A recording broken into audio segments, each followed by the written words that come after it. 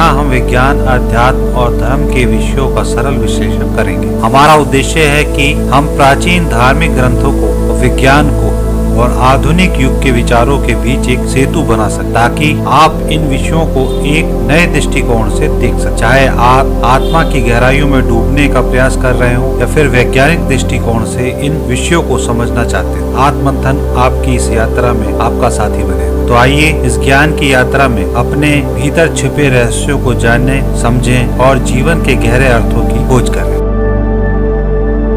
हिंदू पौराणिक कथाओं के मुताबिक देवताओं और दानवों की उत्पत्ति के बारे में कुछ खास बातें ये हैं। देवताओं की उत्पत्ति। महर्षि कश्यप और उनकी पत्नी अदिति के 12 पुत्रों को आदित्य कहा गया और इन्हें देवता माना गया।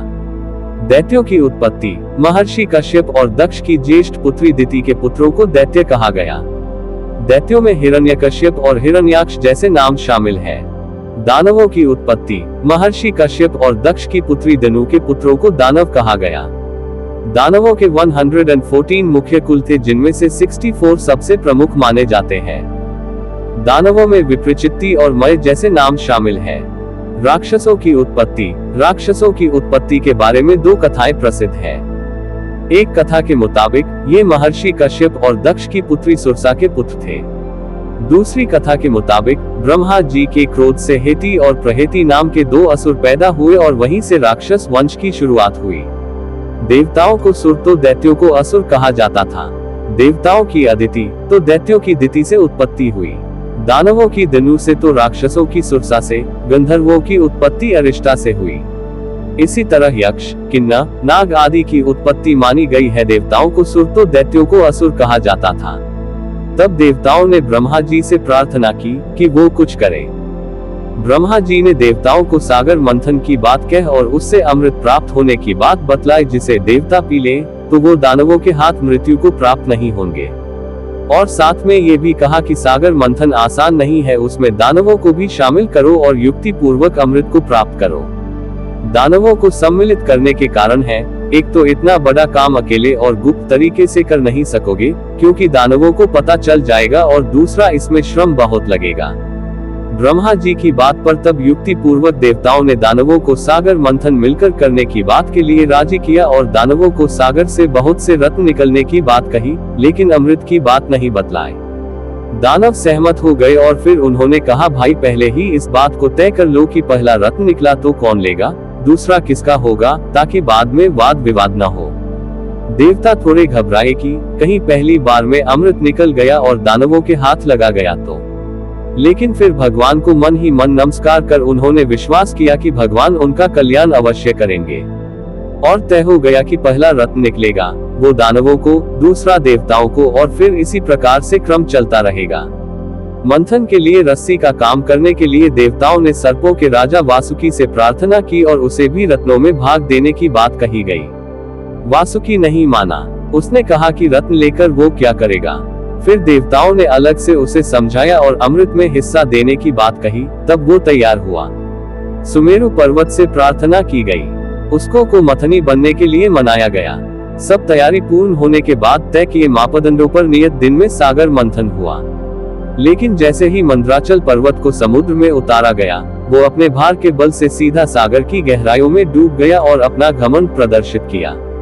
तब असुरों में बानासुर इतना शक्तिशाली था कि उसने मंदराचल पर्वत को अकेले ही अपनी 1000 भुजाओं में उठा लिया और सागर से बाहर ले आया। इससे मंदराचल का अभिमान नष्ट हो गया। देव और दानवों के पराक्रम से खुश हो और ब्रह्मा जी की प्रार्थना पर भगवान श्री नारायण ने कच्छप अवतार लिया और पर्वत को अपनी पीठ पर रखा। सागर मंथन शुरू हुआ। सागर मंथन और देव दानवों का पराक्रम देखने स्वयं ब्रह्मा, विष्णु, महेश, सप्त ऋषि आदि अपने अपने स्थान पर बैठ गए। सागर मंथन की कथा भारतीय पौराणिक ग्रंथों में एक महत्वपूर्ण घटना है, जिसमें देवताओं और असुरों ने मिलकर समुद्र का मंथन किया था। इस मंथन से 14 प्रमुख रत्न, अमूल्य वस्तुएं निकले थे, जिनका क्रम और विवरण इस प्रकार है। 1. हलकाल विष। मंथन के प्रारंभ में अत्यंत विषैला हलाहल विष निकला, जिसे भगवान शिव ने पी लिया और उसे अपने कंठ में रोक लिया, जिससे उनका कंठ नीला हो गया और वे नीलकंठ कहलाए। 2. कामधेनु। ये दिव्य गाय थी, जो सभी प्रकार की इच्छाओं को पूर्ण कर सकती थी। इसे ऋषियों ने अपने आश्रमों में रखा।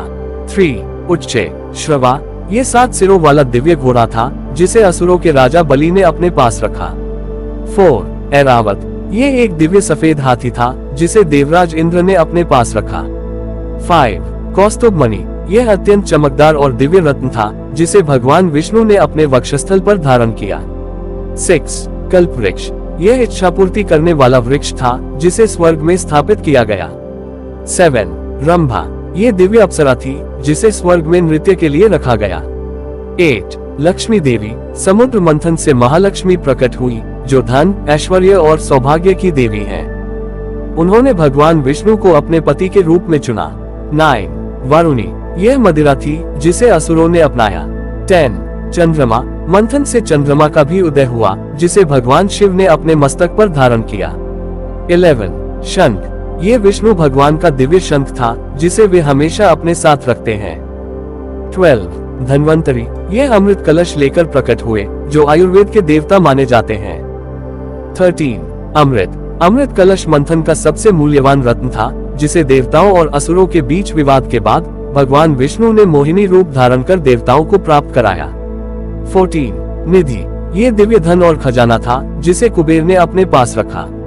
इन 14 रत्नों का समुद्र मंथन की प्रक्रिया से निकलना धार्मिक और पौराणिक दृष्टिकोण से अत्यंत महत्वपूर्ण घटना मानी जाती है जो विभिन्न प्रकार की आध्यात्मिक, भौतिक और औषधीय शक्तियों का प्रतीक है। सागर मंथन के बाद की घटनाएं और इसका अंत अत्यंत महत्वपूर्ण है क्योंकि यह देवताओं और असुरों के बीच संघर्ष और विजय की कथा है। आइए इसे क्रमबद्ध रूप में समझते हैं। 1 अमृत का निकलना और विवाद। सागर मंथन से अंत में अमृत का कलश प्रकट हुआ। अमृत पीने से अमरता प्राप्त होती थी, इसलिए देवता और असुर दोनों ही इसे प्राप्त करना चाहते थे। असुरों ने बलपूर्वक अमृत कलश पर अधिकार करने की कोशिश की जिससे देवताओं और असुरों के बीच विवाद हो गया। 2 भगवान विष्णु का मोहिनी रूप। देवताओं की प्रार्थना पर भगवान विष्णु ने एक सुंदर और आकर्षक स्त्री का रूप धारण किया जिसे मोहिनी कहा जाता है। मोहिनी ने अपनी माया से असुरों को भ्रमित किया और उनसे अमृत का कलश लेकर कहा कि वह सभी को न्यायपूर्वक अमृत बांटेगी। असुर मोहिनी के रूप पर मोहित हो गए और बिना विरोध के अमृत उसे सौंप दिया। 3 देवताओं को अमृत का वितरण। मोहिनी ने देवताओं को अमृत पिलाना शुरू किया जबकि असुर इस बात से अनजान थे कि वे धोखा खा रहे हैं। सभी देवताओं को अमृत प्राप्त हुआ जिससे वे अमर हो गए। इस बीच एक असुर जिसका नाम राहु था वह देवताओं के बीच बैठकर अमृत पीने लगा। 4 राहु और चंद्र देव एवं सूर्य देव। जब राहु ने अमृत पिया तो सूर्य और चंद्र देव ने उसकी पहचान कर ली और भगवान विष्णु को सूचित किया। भगवान विष्णु ने तुरंत अपने सुदर्शन चक्र से राहु का सिर काट दिया, लेकिन चूंकि उसने अमृत पी लिया था उसका सिर अमर हो गया। राहु का सिर राहु और धर केतु बन गया। तब से राहु और केतु ग्रहों के रूप में जाने जाते हैं और सूर्य और चंद्र को ग्रहण के समय निगलने का प्रयास करते हैं क्योंकि वे उनसे शत्रुता रखते हैं। 5 देवताओं की विजय। देवताओं को अमृत पीने के बाद अत्यधिक शक्ति और अमरता प्राप्त हो गई। इसके बाद देवताओं ने असुरों को पराजित कर दिया। इस प्रकार देवता पुनः स्वर्ग पर अपना अधिकार स्थापित कर सके। 6 सागर मंथन का महत्व। सागर मंथन से केवल अमृत ही नहीं निकला बल्कि अन्य दिव्य वस्तुएं और शक्तियां भी प्रकट हुई जिनमें देवी लक्ष्मी का प्रकट होना भी एक महत्वपूर्ण घटना थी। इसके बाद से लक्ष्मी देवी विष्णु की पत्नी बनी और वे संसार में धन और समृद्धि की देवी मानी गई। अंतिम परिणाम सागर मंथन का अंत देवताओं की विजय और अमरता के साथ हुआ।